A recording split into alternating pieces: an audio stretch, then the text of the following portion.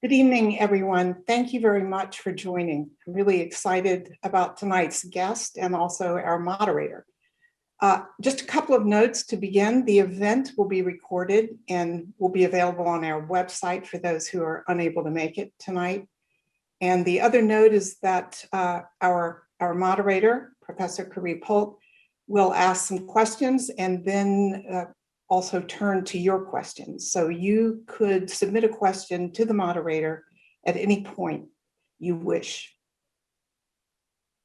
It's a great pleasure to welcome Walter Johnson, Winthrop Professor of History and African American Studies at Harvard University. Professor Johnson grew up in Columbia, Missouri, and I'm very proud to say that he is a history major and graduate of Amherst College, class of 1988. After finishing at Amherst, Walter spent a year at the University of Cambridge before earning a PhD in history at Princeton. Professor Johnson's work has long focused on slavery and capitalism in American history, particularly in the 19th century. His earlier book, Soul by Soul, Life Inside the Antebellum Slave Market, was published in 1999. And River of Dark Dreams, Slavery and Empire in the Mississippi Valley's Cotton Kingdom, published in 2013.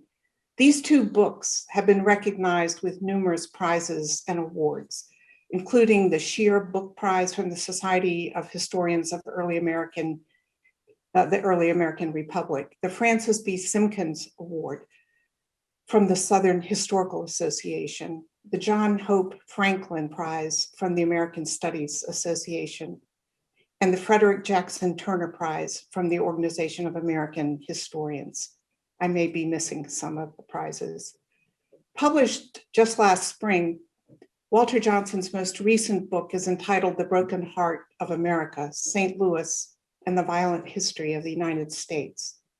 And as many of you who will have read the book know, it traces the interwoven histories of racism, resistance, and solidarity in and around St. Louis, and tells a much larger story about the history of the country as a whole.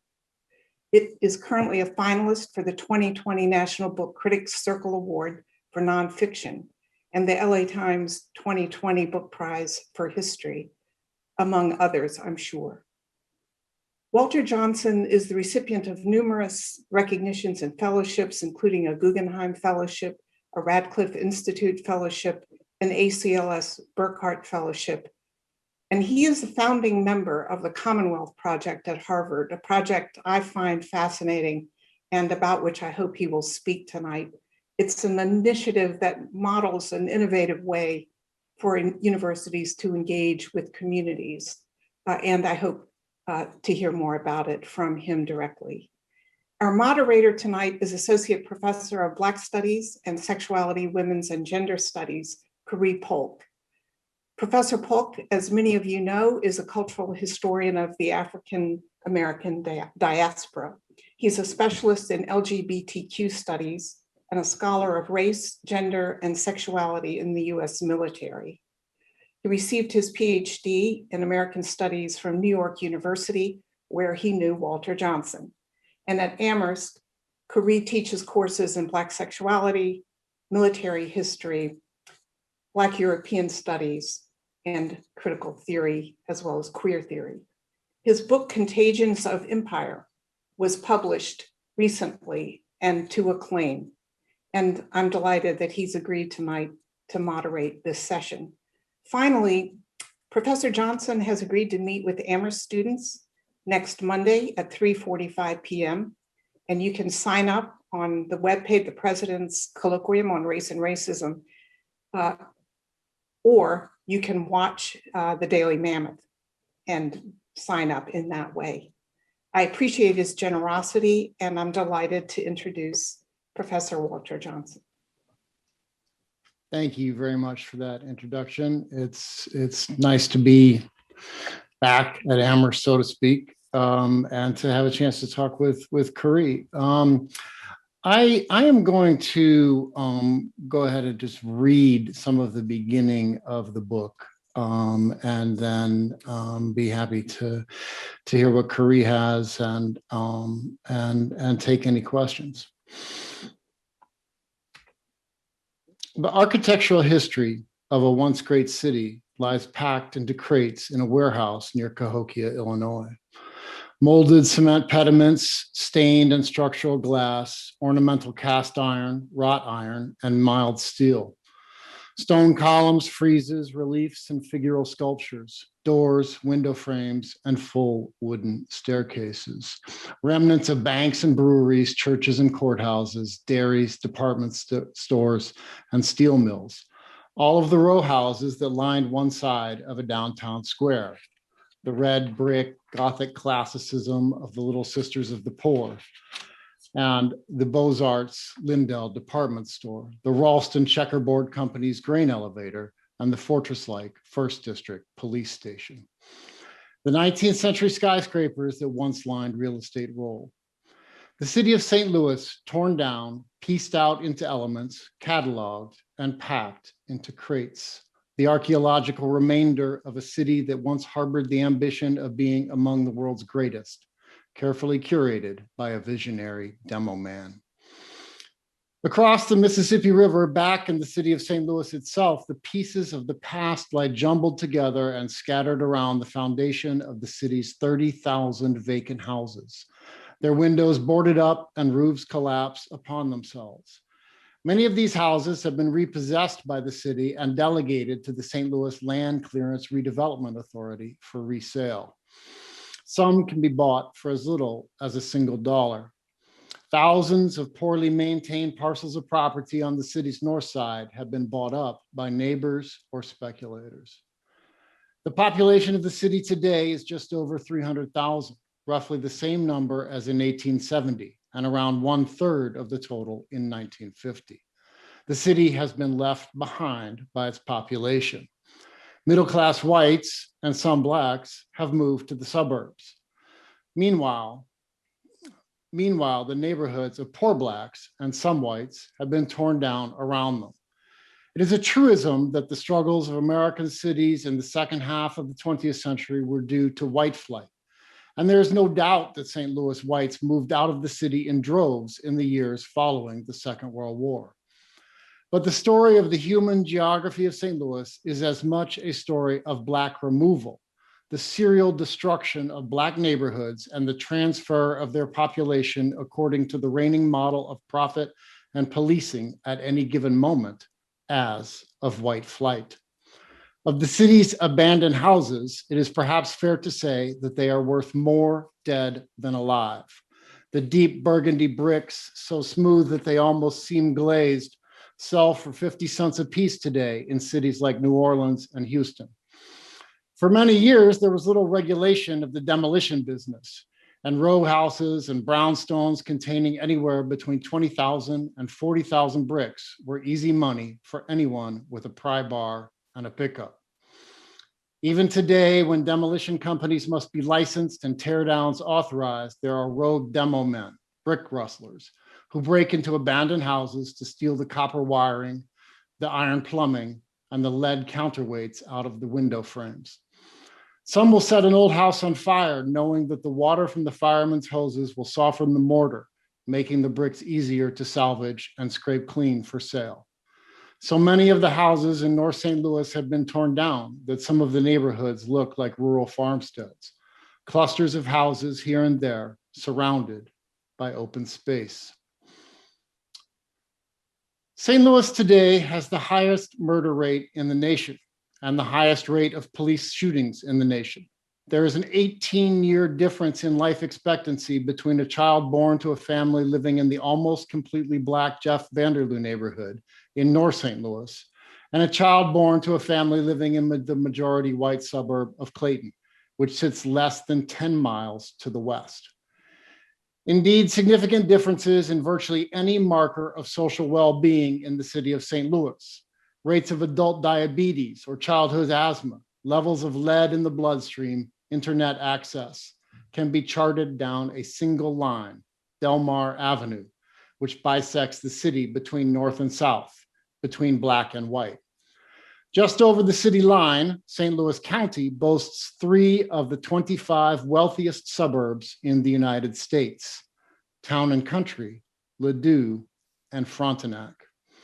Back in the city, standing on streets that, depending on the block, can tend to lead the nation in the density of accidents involving pedestrians, gun murders, and payday loan stores, it is hard not to wonder what happened here.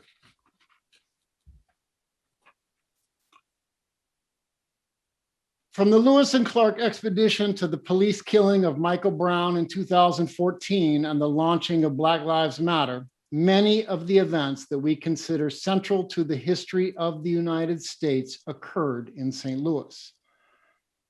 Much of this history is so well known that its Midwestern origins have apparently seemed to historians to be beside the point. The Missouri Compromise, the Dred Scott case, and the Western Indian Wars, the East St. Louis Massacre in 1917, the Supreme Court decisions in the landmark civil rights cases, Shelley versus Kramer, Jones versus Mayer, housing rights cases, Gaines versus Canada, education, and McDonnell Douglas versus Green, employment, and the symbiosis of urban redevelopment by bulldozer, the sequestration of poor Black people in housing projects. Pruitt-Igoe was the nation's most notorious, and in the white flight suburbanization in the post-war period. The 1960s synthesis of anti-communism, COINTELPRO, and white nationalism in the Nixonian New Right, and the militarization of policing.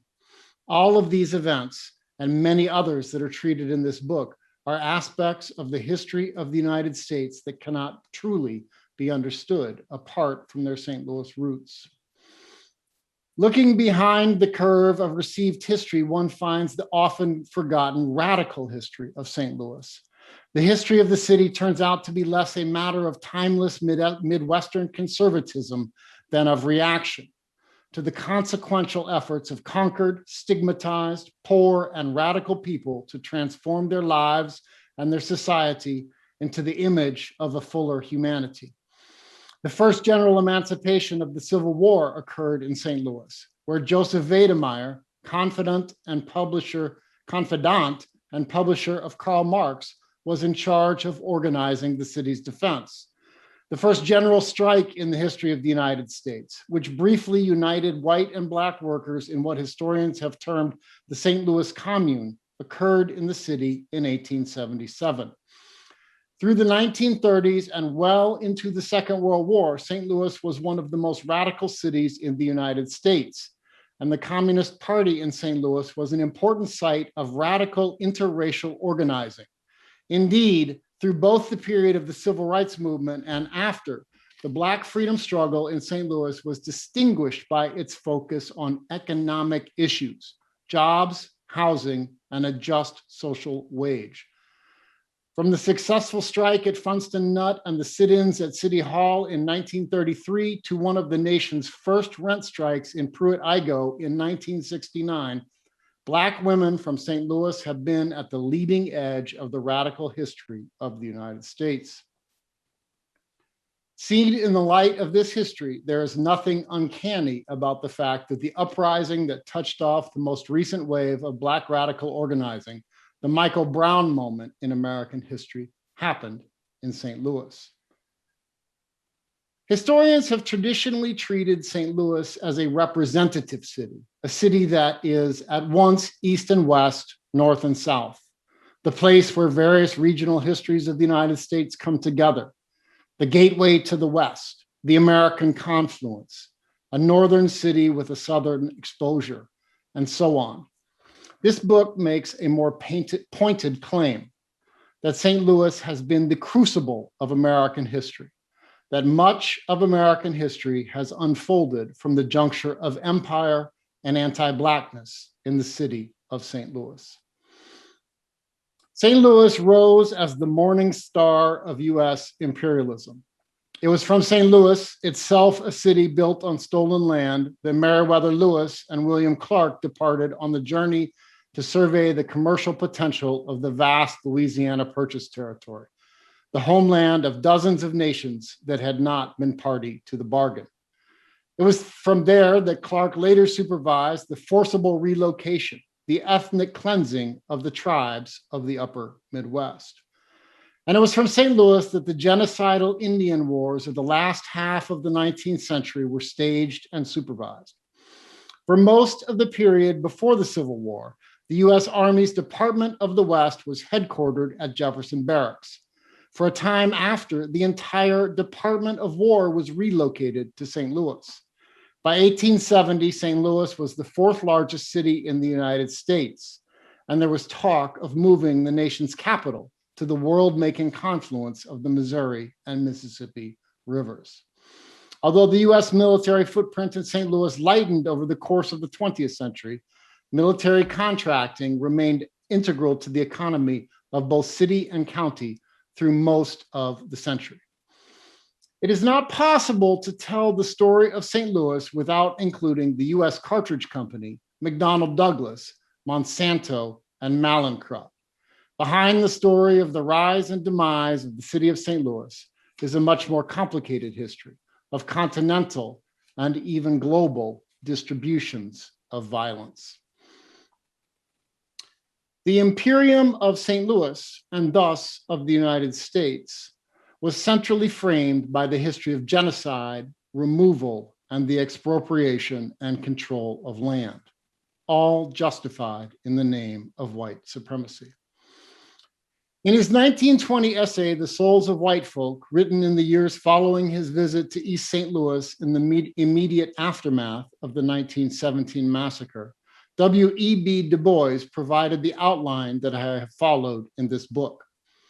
Racism, he argued, was as old as humanity. Ever have men striven to conceive of their victims as different from the victors, endlessly different in soul and blood, strength and cunning, race and lineage.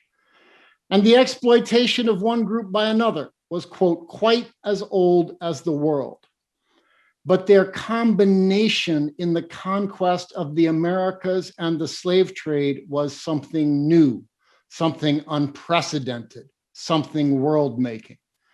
The imperial width of the thing, the heaven-defying audacity, marks its modern newness. Using a term I draw from the work of the political philosopher and social theorist Cedric Robinson, I present the history that follows, all the way from the slave trade and the Indian Wars down to the murder of Michael Brown and the uprising in Ferguson, as part of the history of racial capitalism, the intertwined history of white supremacist ideology and practices of empire, extraction, and exploitation, dynamic, unstable, ever-changing, and world-making. At the bottom, the history of racial capitalism has been one in which white supremacy justified the terms of imperial dispossession and capitalist exploitation. Thus has it been possible to expropriate Native American lands on the ground that they were empty, terra nullius. Thus has it been possible to justify slavery in a republic founded under the rubric of equality. Thus has it been possible to maintain a distinction between the deserving and the undeserving poor. And importantly, thus has it been possible to make poor and working class white people believe that their interests lie in making common cause with their political leaders and economic betters. Common cause in whiteness, the idea that they might eventually share in the spoils, and the understanding that the discomforts and anxiety of their own precarious lives are due to those below them rather than those above them.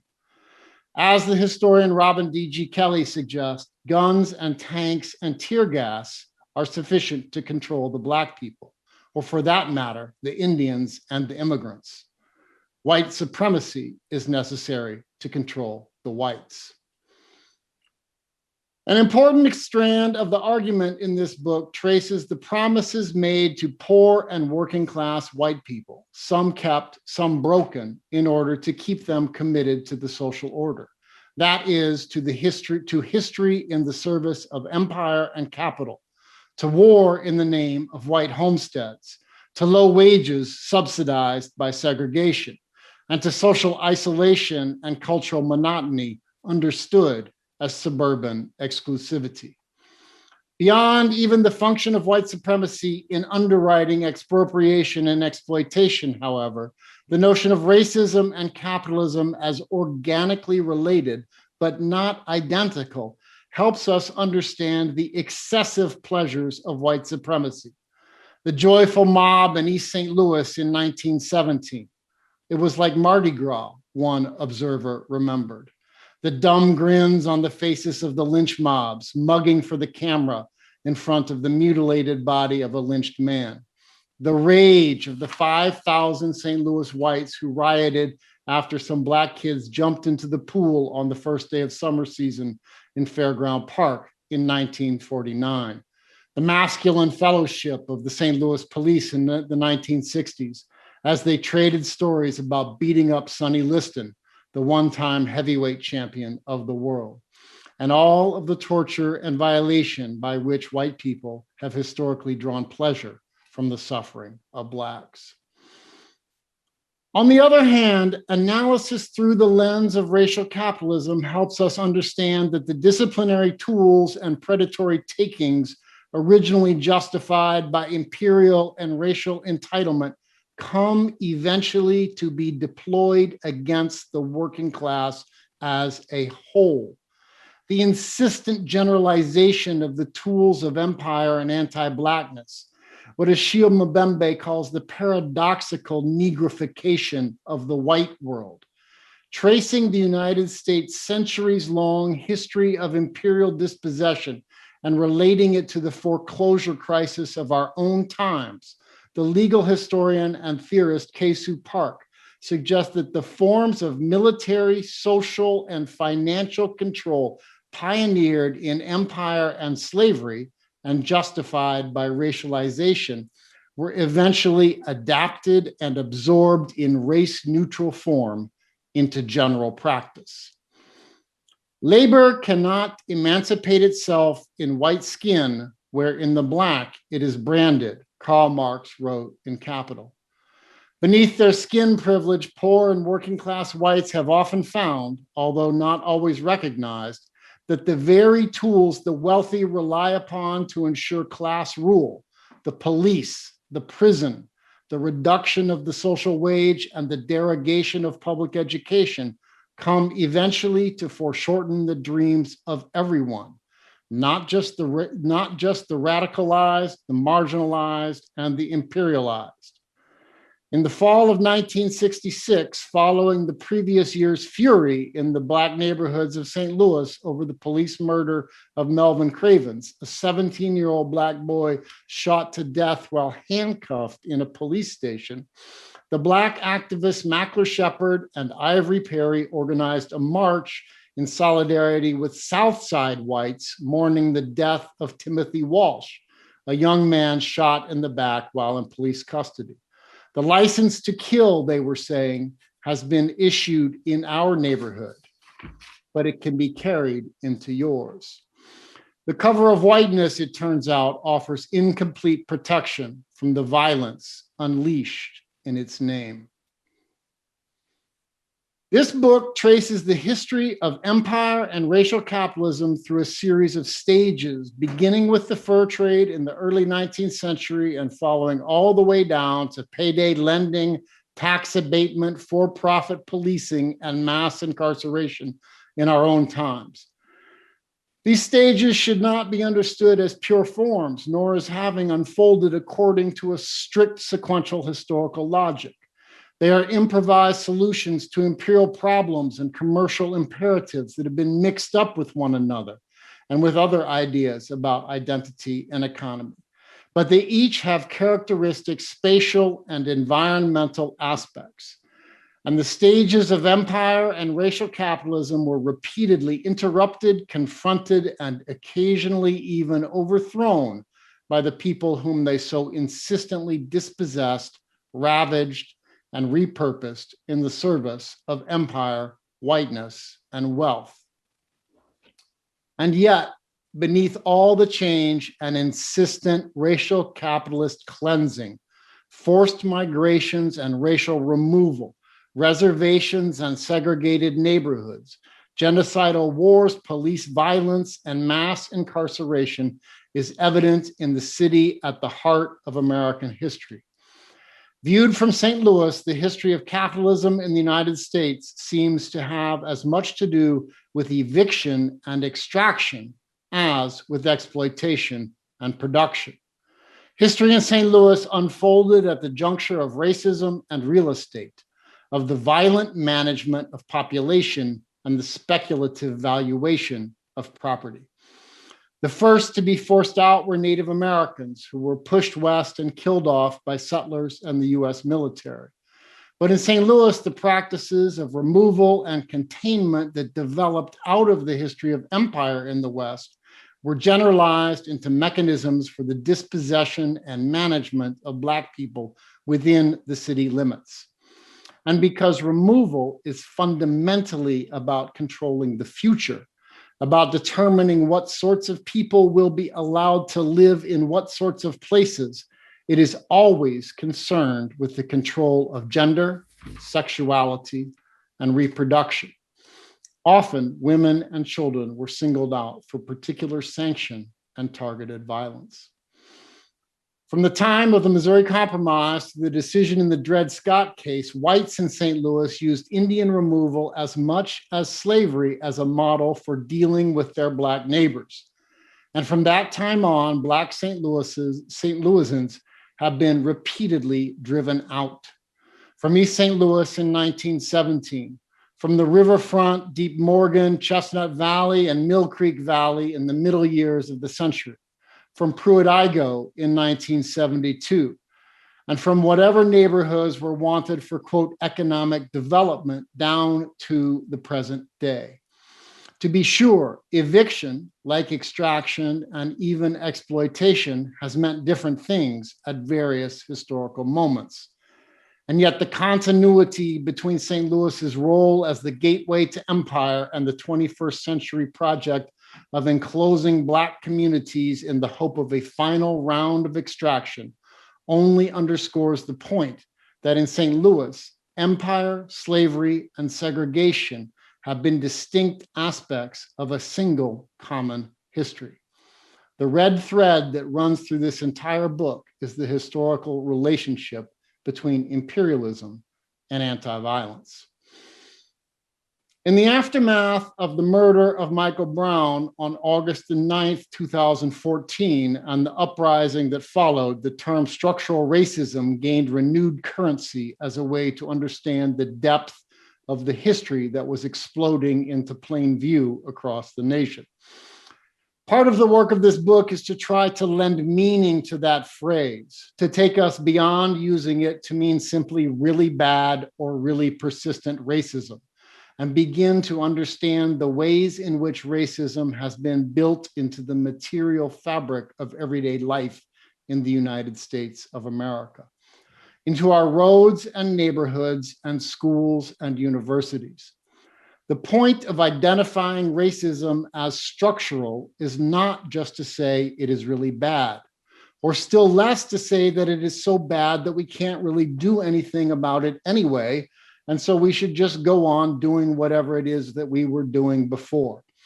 The point is to search out the material history of white supremacy and the alibis in which it has been cloaked in order to understand something about structural racism that isn't otherwise visible. The way that the racial character of our everyday lives has become inexorable, even as its origins have been insistently obscured. Any program intending to address economic inequality in our society, whether revolutionary or reformist, that fails to grapple with the racialized character of our material lives will likely intensify rather than ameliorate the inequality. For the sake of example, one might point to the various sorts of racism evident in the social postmortem that followed the uprising in Ferguson in the fall of 2014. Most telling for many was the discovery of persistent attitudinal racism of white people and of the white police and court clerks in Ferguson, who were shown to have a particular fondness for hackneyed racial humor. That attitudinal racism shaded imperceptibly into the institutional racism of the police department as a whole, manifested in their disproportionate targeting of Black motorists and street-level harassment of Black pedestrians, shoddy record-keeping and routinely ignored training protocols, and the systematic levy through excessive tickets and exorbitant fines, whereby the subsistence of the government of Ferguson was extracted from its mostly Black population by an almost entirely white police force. All of this was amply documented in the US Department of Justice's report on the Ferguson Police Department.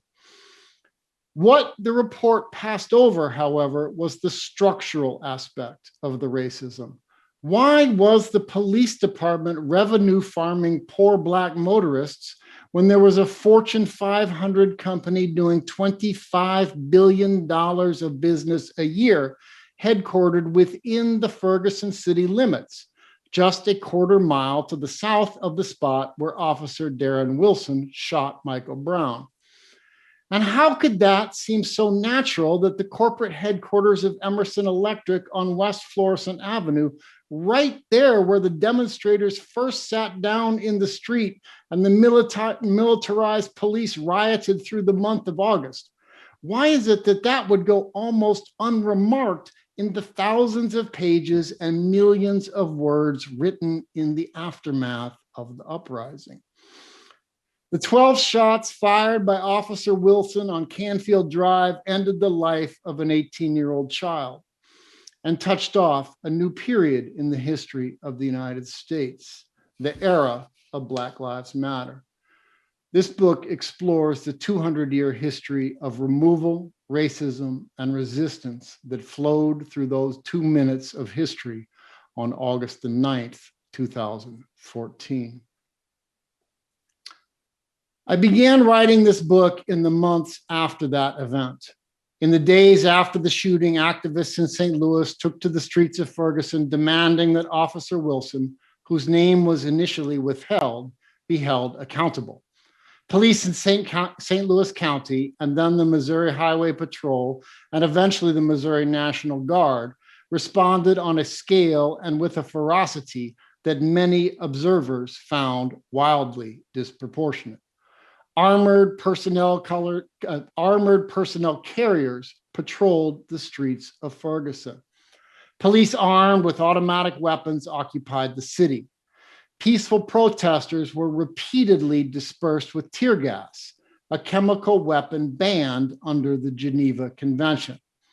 By the end of November, when the now notorious prosecutor Robert McCullough announced his decision not to bring charges against Officer Wilson, the protests exploded into violence, and Ferguson had become a byword for both police violence and the origins of what would come to be called the Black Lives Matter movement.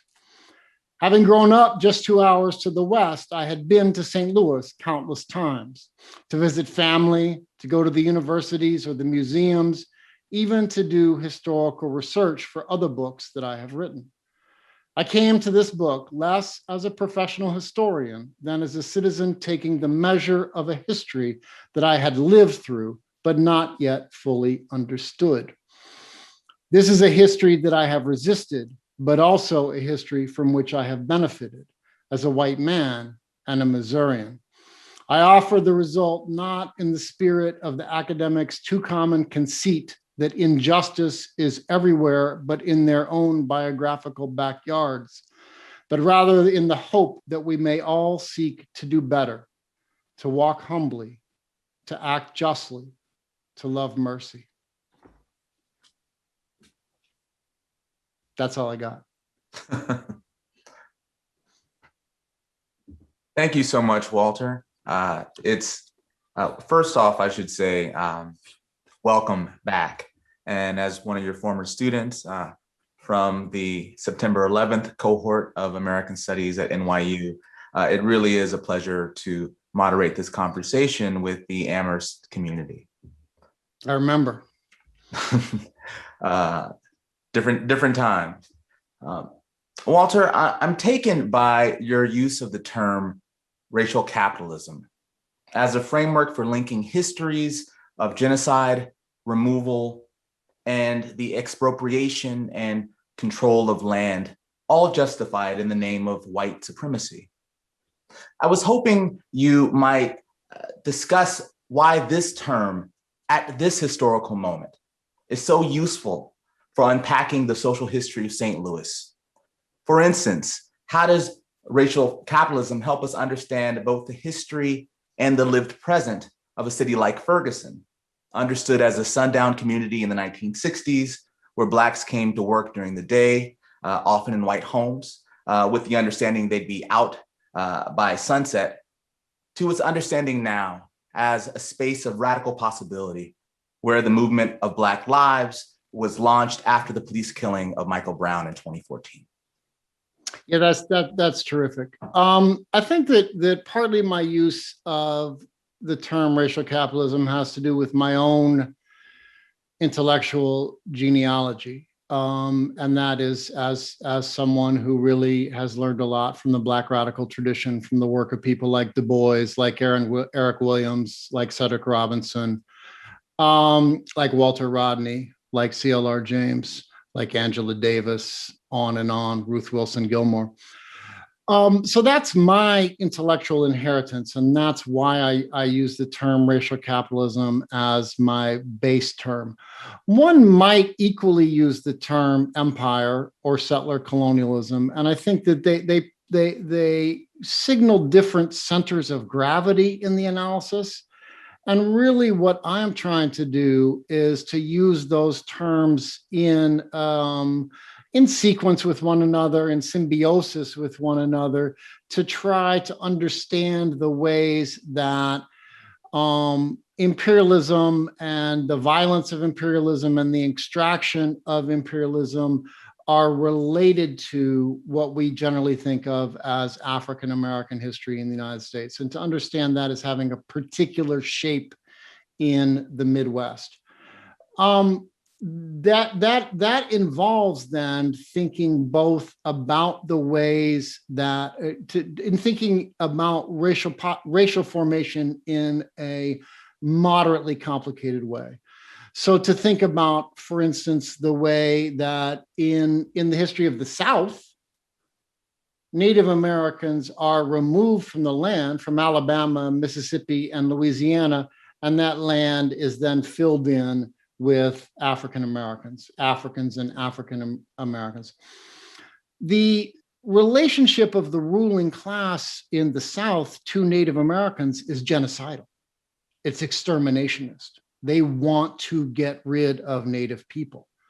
Their relationship to African Americans is, it doesn't make sense to compare it morally or practically. It's an abomination. It's a moral abomination, but it is a moral abomination that turns on reproduction, right? The slaveholding regime is pronatalist. And so there's a lot more effort to sexually control people and reproduction.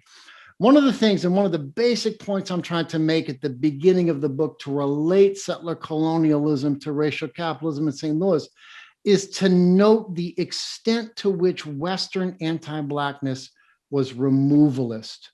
It took a similar form to anti-Indian violence, and then to try to think about that and explain why, and then to try to relate it to, ultimately, to class dynamics within the white population.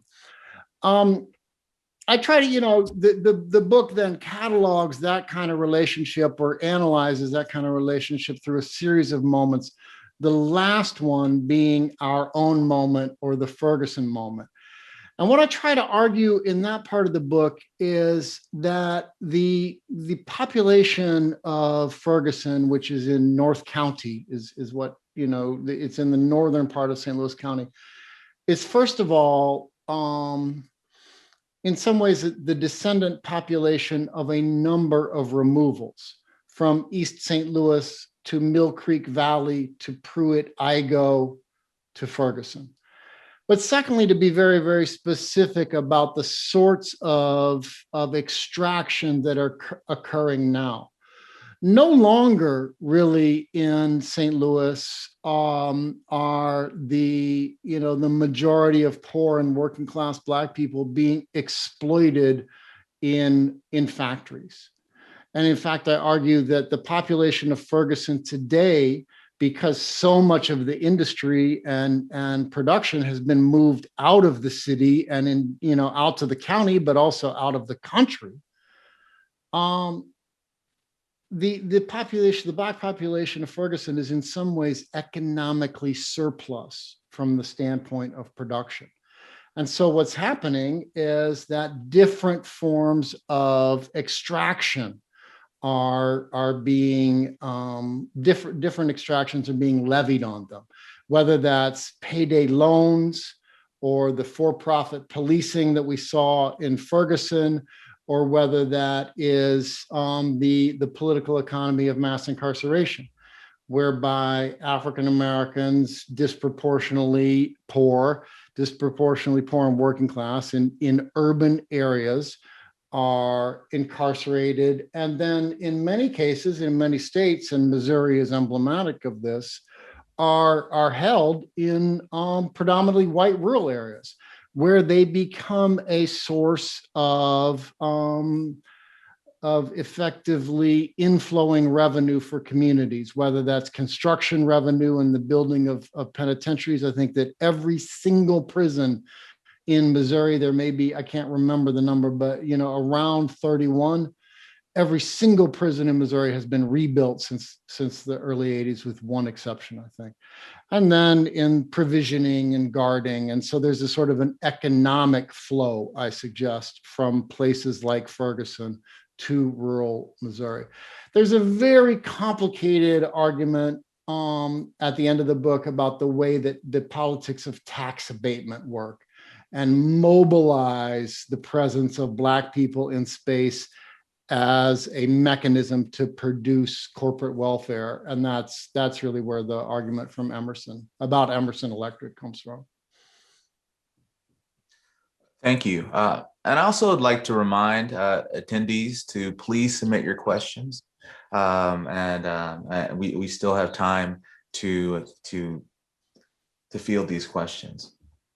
I wanted to circle back to a moment in your book where you write that, quote, beyond even the function of white supremacy and underwriting expropriation and exploitation, the notion of racism and capitalism as organically related but not identical helps us understand the excessive pleasures of white supremacy. Now, I'm really taken by your use of the phrase excessive pleasures of white supremacy, as it may speak to one of the payoffs, if you will, of white complicity to the ruling supremacist order. But I'm curious if you can speak to, first, how does one historicize a feeling like pleasure, excessive pleasure, in this sense? And second, as a historian and as a white man, whether this feeling of excessive pleasure may help us better understand what we all witnessed on January 6, 2021, during the Capitol riot that left 5 people dead. Yeah, let me go first all the way back to the beginning of the question and try to explain by what I mean by organically related but not identical. There's a kind of a I don't even think I think it's actually a fairly mainstream debate among people on the left at this point about how to characterize the relationship between white supremacy and capitalism. On the one hand, I think that there are a number of people, I think that the 1619 Project would be emblematic of this, that want to see the history of the United States as a long and fairly uninterrupted history of white supremacy. On the other hand, there are a group of people who identify themselves as socialists or Marxists who insist that at bottom, relationships of racial inequality are at bottom class relationships, that they are at bottom economic relationships. And and so on the one hand, you have, what the kids term this, right? The debate between race reductionists and class reductionists. And this is really this is the same sort of debate that Cedric Robinson was confronting when he wrote Black Marxism. He was trying to resolve an argument in his mind between overly orthodox Marxists and between Black nationalists, and to describe the ways that white supremacy, that racism and capitalism are intertwined, inextricably intertwined, but I think also finally different, and finally not identical, not finally different, but not identical. And so what I mean when I talk about the excessive pleasures, particularly in relationship to the riot around the Fairground Park swimming pool, is that it's hard to see what exactly the economic stake is in keeping 6 Black kids from jumping in the Fairground Park swimming pool on a hot summer afternoon, right? So this is not as obvious in some ways as the intense violence that goes into protecting the suburbs as white enclaves in St. Louis. I would argue that there's also a degree of sadism in that, but one could look at that and say, well, look, this is simply really at bottom. This is about class politics. This is about people trying to defend their property. But 5,000 people turning out to attack 6 kids who jump in a pool and running riot all night, that seems to me to be a different kind of phenomenon, one that has lifted out of any sort of identifiable economic frame and become something else, right? A form of pleasure. Just like in East St. Louis, when the newspaper goes into East St. Louis the night after the massacre, and the reporter writes, it felt like Mardi Gras, right? Well, he's saying that this was like a holiday. And so it's that I think it's important to capture. And it's important to capture not because I believe that we can understand the entire history of the United States as a history of racial sadism, and we don't need to think about political economy. That's not what I believe. But I think that it's important to think about the meaning of these moments of excess. And so that's, I guess, what I mean by excess is the excess. I think that the entire society, the entire social order is morally excessive. And so I don't think when I say excess, I'm trying to say, well, up to this point, it's moral, and then this is excessive. I think I'm actually trying to say that there's an excess in the history that goes beyond the limits of explanation as the class interest of white people. I think I'm trying to identify that. Now, I do think that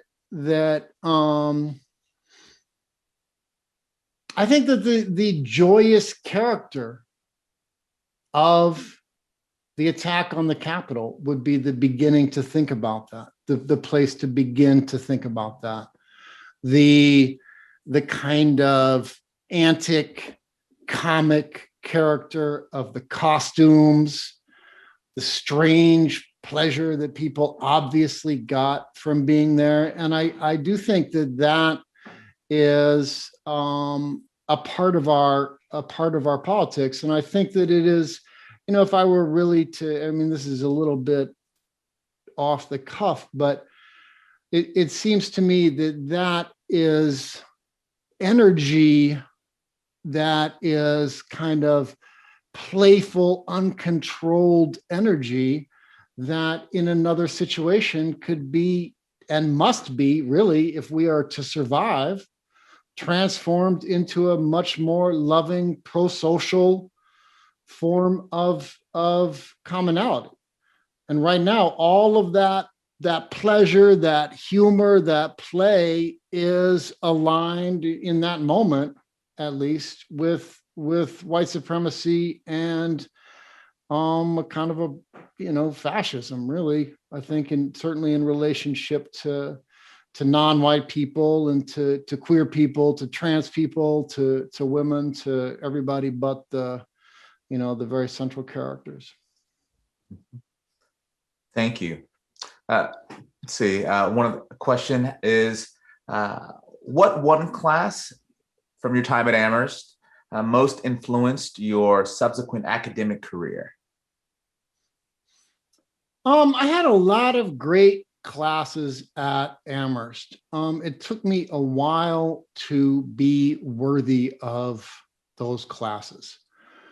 I think, so I think I should probably just name a whole bunch of folks: Jan Dezard, Robert Gross, Benjamin DeMont. But I think the class that we were talking about before that really changed my life was taught by Margaret Hunt. And it was a class on cultural history of early modern Europe. And it was in that class that I read the great British Marxist historian Christopher Hill, the great, maybe not quite a Marxist, but leftist historian E.P. Thompson, Natalie Davis, Robert Darnton. And these were histories of ordinary people. I mean, in the case of Christopher Hill, these were histories of people, who were so Protestant. They were so Protestant that they believed that they didn't have anything to learn from the priest at all. The godliness rested right in their heart. And just in order to prove that godliness rested right in their heart, they would go to church naked and stand in front of the minister and curse to prove their godliness. And so for me, being a kind of a misdirected person with a lot of, to be honest with you, with a lot of rage, that helped me actually begin to channel that and think about that politically, or to read, to read Robert Darnton about the way that working people in a factory would take turns having somebody stop, not even a factory, in a shop, which is the point of the book, but in a shop would have somebody stop working and sit and read political text while they worked. So for me, that kind of focus on the substantive, material, everyday lives of humble people, that really, really spoke to me. And that's really what made me think that history was a place that I could take some of the things I cared about and locate them. Thank you. Can you tell us about the Commonwealth Project? Yeah, the Commonwealth Project I would love to talk about that. So that's something that sits right next to my academic work in St. Louis, but emerges out of a set of collaborations with activists and artists in St. Louis. And it's all framed around a beautiful long-term dream, which is to set up a community-based arts collective on the north side of St. Louis. And at some point, we got a little bit ahead of ourselves. And at some point, we actually had identified a building and kind of got permission to use this building that was a 1938 Arts Deco police station, to turn it into an arts collective. it became clear as we began to do that that we needed to build a little bit more capacity, which is to say, raise money. And as a way to do that, then I set up a set of internship programs with different organizations in St. Louis, one called the Equal Housing Opportunity Council, the Griot Museum. This year, we're going to work with an organization called Action St. Louis. And I think that as I've done that, I've learned something that for me has been, it's actually been life-changing for me. Because the work that the students have done has been beautiful. The students have done amazing work, particularly in Centerville, Illinois, which is a community south of East St. Louis. According to median family income, Centerville, Illinois is the poorest community in the United States, largely elderly, almost entirely Black, and they have a terrible, terrible stormwater sewer problem where both the sewer infrastructure and the stormwater infrastructure have decayed to the point that when it rains in Centerville, which is low-lying and flat, the streets flood with sewage. And that happens, it can happen 5 to 6 times a year. And people's houses people are literally stuck in their houses with 2 to 3 feet of sewer water around. So in cooperation with the Equal Housing Opportunity Council in St. Louis, the Harvard students have gone out there and they've done everything from try to organize community meetings around public health to serve, to do wastewater sampling. This summer, the students worked on doing some oral histories and setting up a website to try and get out the news about Centerville, and the news has got out. There was a story, the story in the Guardian, maybe a month ago. And so we, when we see a story in the Guardian about this, that to me and the students who've worked on this, and then particularly the people in St. Louis, that's a culmination of 2 or 3 years work. But what I was trying to say is that as I've worked with the students, I learned something new, and that was about what I've come to learn. James Boggs and Grace Lee Boggs in Detroit called dialectical humanism. And it's about the notion that as you try to make the world more humane, as you try to transform the world in the image of a higher degree, a higher order of human rights, where people have housing and clean water and education and healthcare and a decent social wage and a degree of public dignity. As you try to transform the society in that image, you discover new ways of being human yourself, right? You discover a deeper form of humanity in yourself. And I learned that from the students, because the students who have gone to St. Louis have loved and supported one another in such extraordinary ways that they helped me, reimagine this project that I was doing with the Harvard students, not simply as a means to an end of let's get this community, let's get this arts collective done. And that's still what I want to do. I'm still working on that. But really as something in and of itself. And the spirit that they go in, and this is hard for students to learn, hard for Harvard students to learn, is not, here's everything I know, and now I'm going to fix your problems. The spirit that in which it's necessary for them to go in order for them to be successful is a spirit of humility, to go and say, how can you tell me about your world in a way that's going to enable me to help?